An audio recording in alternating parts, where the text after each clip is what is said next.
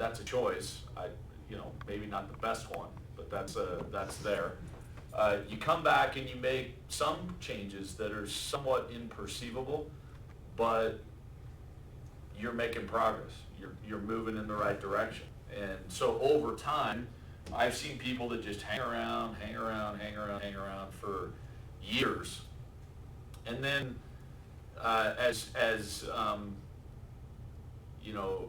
as impossible as this sounds and improbable in your mind, I could name tons of people that just hung around, and made little incremental improvements along the way, and just, and down the road, they went from somebody who, just wasn't making a whole lot happening to, now they're just kind of a permanent fixture in the business, and they're a ring earner, and they've got a pretty solid, incredible, situation. So, that's the second way to go about it, is you hang around for a period of time and do that. And of course, the third way is you come back and you just blow the doors off of what you've been doing before. And, that's exciting and fun. I feel like that's maybe the better choice of the three. But it doesn't, I can't control that. Only person who can control that is you. And so, you go to something like this and you hear a lot of these things, and I think one of the key things is to really take note of how you feel now, how you feel immediately after it, because we're just stupid. We're quick to forget. That's just the way we are as people. That's one of the inherent biggest flaws of our existence. If you're a faith-going person, something that I've always just found kind of fascinating is, there's three main personages in charge of this whole ball game, and three main spirits, and one of them, the majority, almost the entirety of his responsibility is to remind us of things. And so, it's kind of like, why do we need Thanksgiving? Why do we need a holiday to remind us to be thankful? Because we suck at being thankful. And so there's an entire holiday around, hey, remember, you should probably be thankful. But then, but all of almost everything starts with, remember, you're supposed to be thankful. Oh, remember, this is the real reason for this season.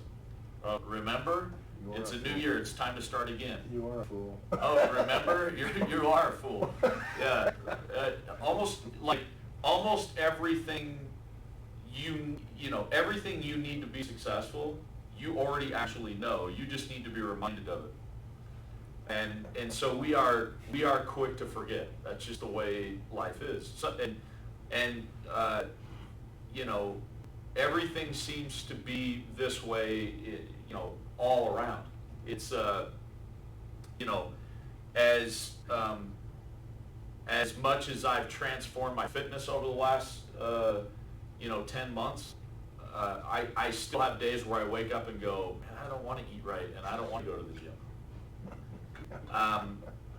Why is that? Well, it's because you forget how bad it felt to not be, fit and in shape. You start to take it for granted.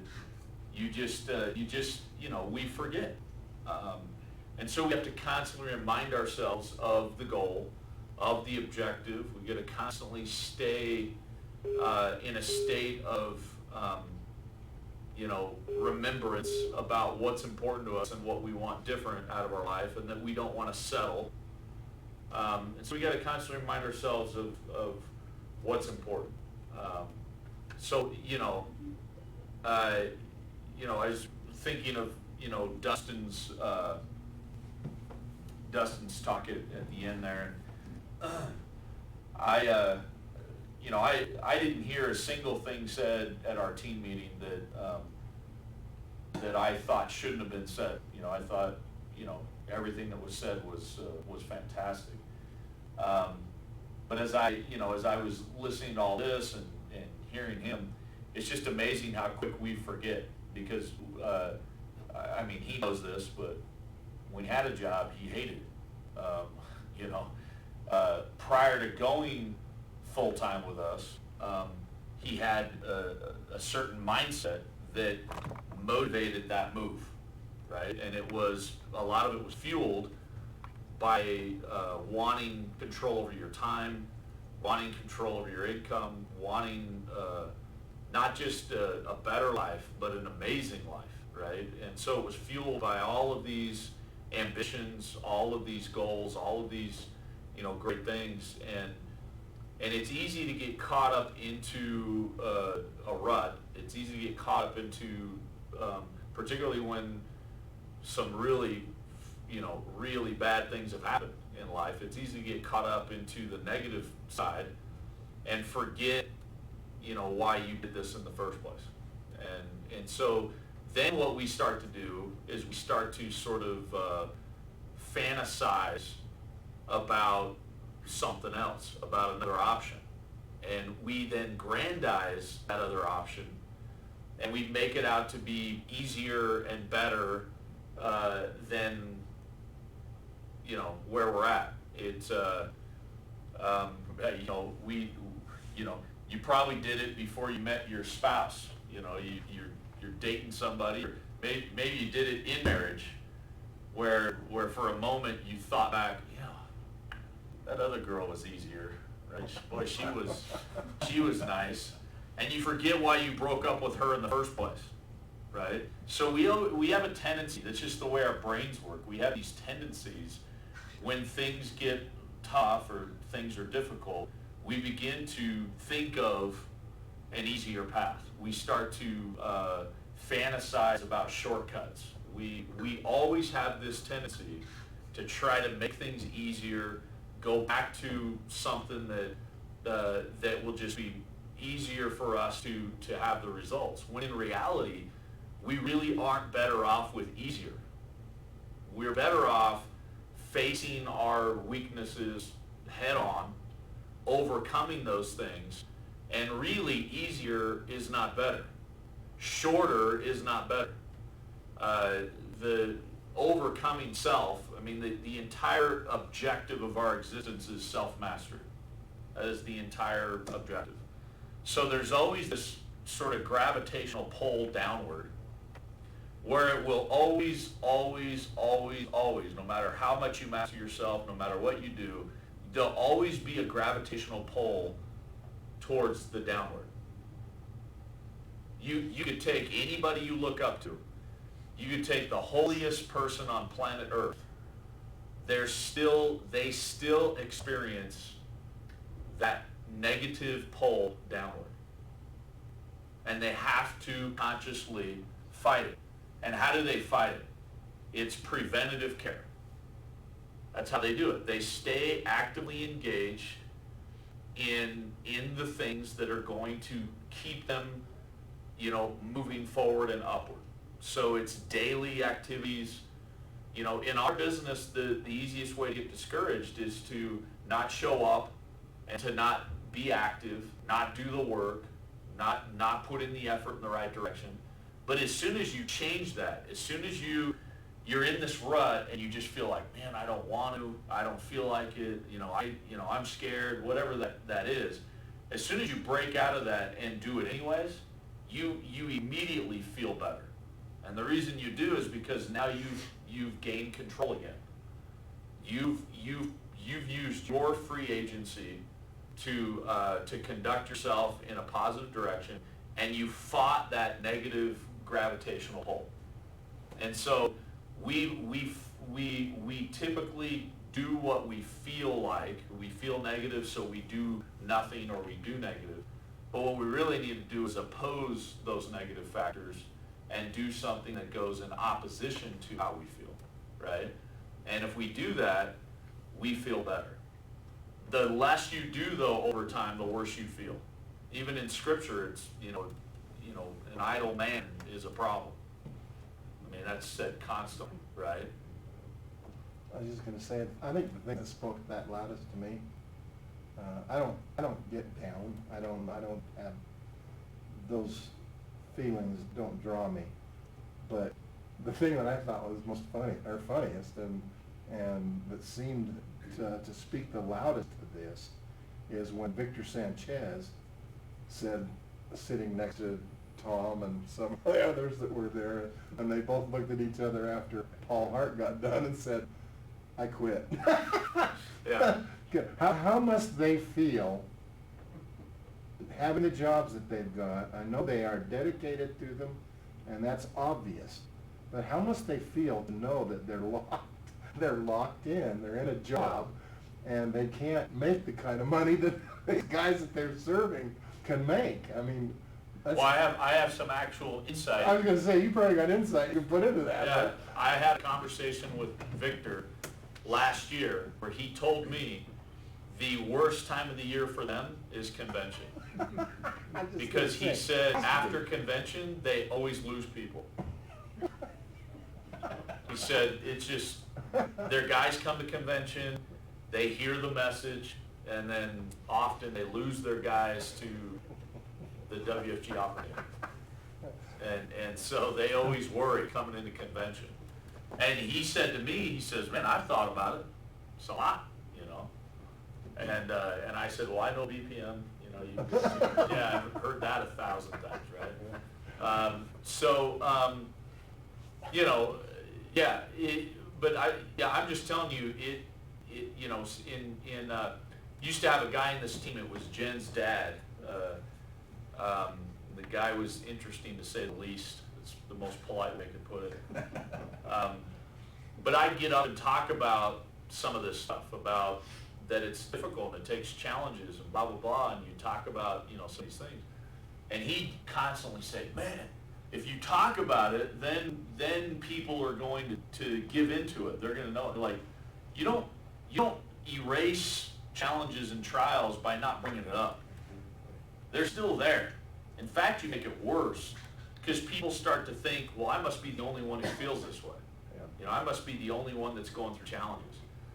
You notice how often you go to convention and somebody actually pours out, you know, massive amounts of information on some of the crap they went through and the challenges they experienced. The reason that happens is so that you go, "All right, I'm not alone. You know, these challenges are part of it, and I just need to move forward." But it's not any secret. I mean, if you're happily married, it's because you've navigated through challenges. If you're successful in a sport, it's because you've navigated through some challenges. You made it through some injuries. You made it through some bad coaching. You made it through some horrible teammates. You made it through some, right? I mean, in anything, you had to navigate through some rough times and some challenges. But the reason you got to a level of, you know, proficiency is because you got through it anyways. You know, and so success can't come without failure. Can't come without, you know, there is opposition in all things. It is a part of life, but it is what makes us strong. The opposition is what gives us the ability to strengthen ourselves.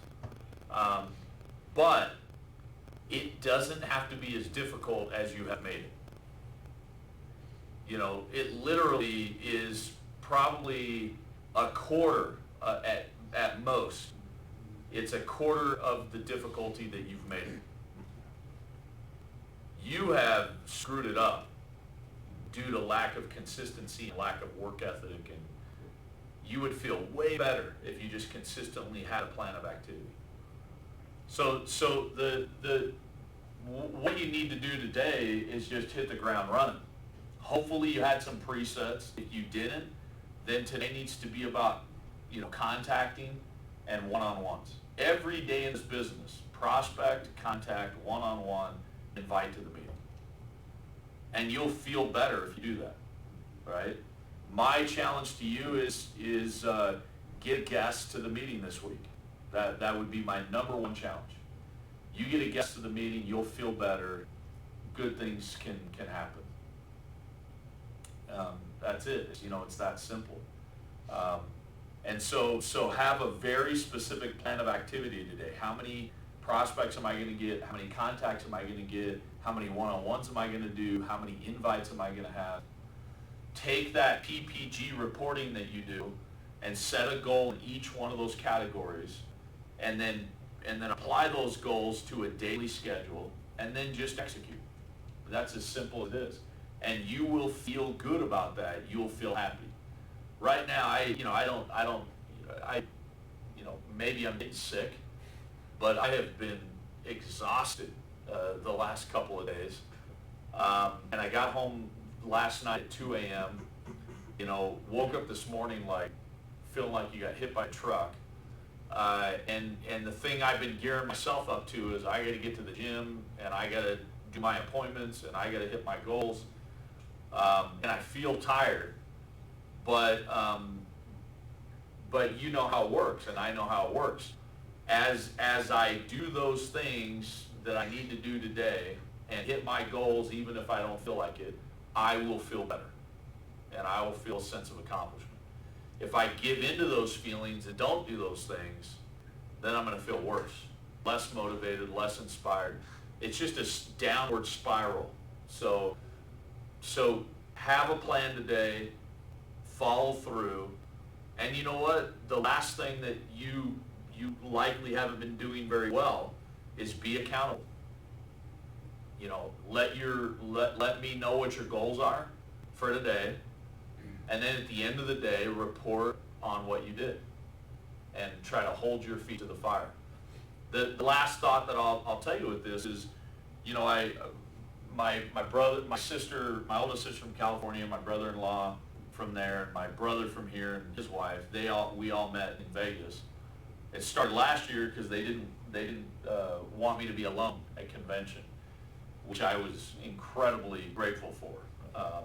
And now this year it just kind of became a tradition. They were like, we had so much fun last year, let's just do this every year. And so one of the things we ended up talking a lot about was my brother-in-law is 52, very, very fit. He's gone to the gym for 25 years. We were talking about this. He's gone to the gym for 25 years, at least 4 to 5 days a week, at 5 a.m. for 25 years. Very fit guy. But he was saying to me, so why this physique competition? And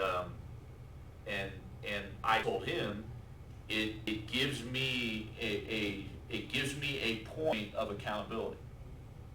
It gives me a final exam date, a time where I've got a specific thing that I need to show up to with a specific result, and it's going to hold me accountable for my fitness. If that's all it does, then it accomplished something great, right? So accountability is huge, right? If I'm just working out and there's no goal and there's no set date of accountability, the likelihood that you're going to follow through and be disciplined and do what you need to do is slim to none, right?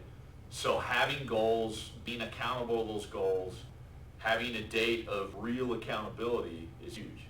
So daily you need to be, I've got that with my trainer, right? It's like every day while I was out there, I ate right, I got my workout in. Sweet, man, keep it up. Stay strong, But he doesn't, do you think he asked me what I did? No, I reach out and volunteer my accountability to keep me where I need to be. All right? Awesome. All right, thanks everybody. Let's have a good one. See you guys at the meeting.